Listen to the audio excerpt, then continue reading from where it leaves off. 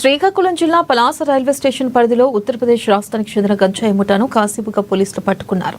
ఈ ముఠా దగ్గర నుంచి 10.6 గ్రాముల గంజాయితో పాటు 1940 గ్రాముల 40 రూపాయలు ఇక 2 సెల్ ఫోన్లను స్వాధీనం చేసుకున్నట్లుగా డీఎస్పీ వెంకట అప్పారావు తెలిపారు. అయితే ఈ కేసులో చదువుకున్న యువకులు పట్టుబడ్డారని యువత ప్రజలు ఈ మత్తు పదార్థాలకు దూరంగా ఉండాలని సూచించారు. ఇద్దరు వ్యక్తులను రైల్వే స్టేషన్ దగ్గర సాయిబాబా గుడి లైన్లో అరెస్ట్ చేయడం జరిగింది. అనుమాన స్థితిలో వారిని సోదా చేయగా వారి వద్ద 10 కేజీల 630 గ్రాముల గంజాయి, అదేవిధంగా 2 మొబైల్ ఫోన్స్, వారి వద్ద క్యాష్ కూడా 1940 రూపీస్ కూడా వారి వద్ద ఉంది.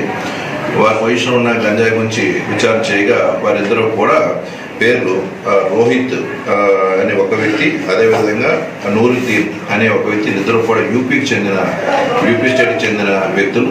వీరిద్దరూ కూడా ఒరిస్సాకి చెందిన పర్లాకంకి చెందిన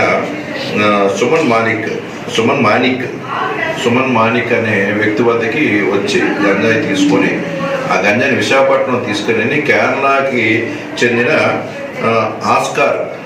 ఆస్కార్ అనే వ్యక్తి అక్కడికి కేరళ నుంచి వైజాగ్ వస్తే రైల్వే స్టేషన్కి అక్కడ అప్పగించడానికి అని చెప్పేసి వీరు వెళ్తున్న సందర్భంలో పోలీసులు అరెస్ట్ చేయడం జరిగింది. వీరు ముద్దాయిలు ఇద్దరు కూడా యూపీ స్టేట్కి చెందిన వారు. వీళ్ళ మేనమామ ఏవన్ ఆయన అంటే రోహిత్ యొక్క మేనమామ గురూజీ అని ఆయన పర్లాకంలో ఉన్న ఈ పంట పండించి సప్లై చేస్తున్న వ్యక్తితో గతంలో ఉన్న వాళ్ళకు ఉన్న పరిచయాల మీద వీళ్ళిద్దరినీ కూడా డబ్బులు ఇచ్చి ఇక్కడ వస్తువు తీసుకొని గంజాయి తీసుకొని విశాఖపట్నం అప్పగించమని చెప్పేసి బాధ్యత అప్పచెప్పిన సందర్భంగా వీళ్ళు వచ్చి ఆ ప్రాసెస్ చేసిన సందర్భంలో మనకు దొరకడం జరిగింది.